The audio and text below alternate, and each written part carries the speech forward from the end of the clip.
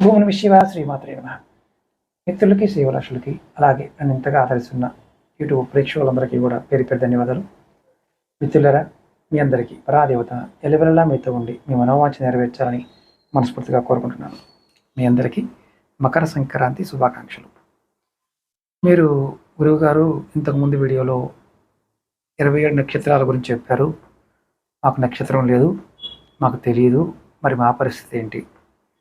నక్షత్రం తెలిసినా నక్షత్రం తెలవకపోయినా కామన్గా చేయగలిగే పరిహారం కూడా చెప్తాను. ఇవి తంత్రశాస్త్రంలో దీని గురించి చాలా వర్ణన బాగా ఉంది.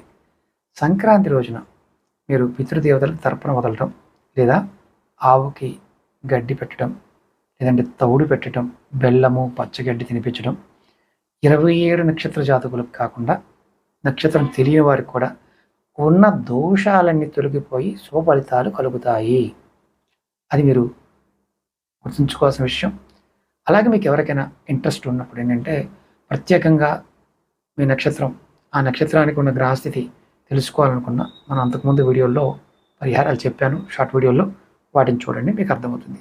అలాగే మీకు ఈ వీడియో నచ్చినట్లయితే లైక్ చేయండి, ఛానల్ని సబ్స్క్రైబ్ చేసుకోండి, పక్కనే ఉన్న గంట సింబల్ని యాక్టివేట్ చేసుకొని 10 మంది మిత్రులకి ఈ వీడియోని షేర్ చేయండి. ఓం నమః శివాయ శ్రీమాత్రే నమః.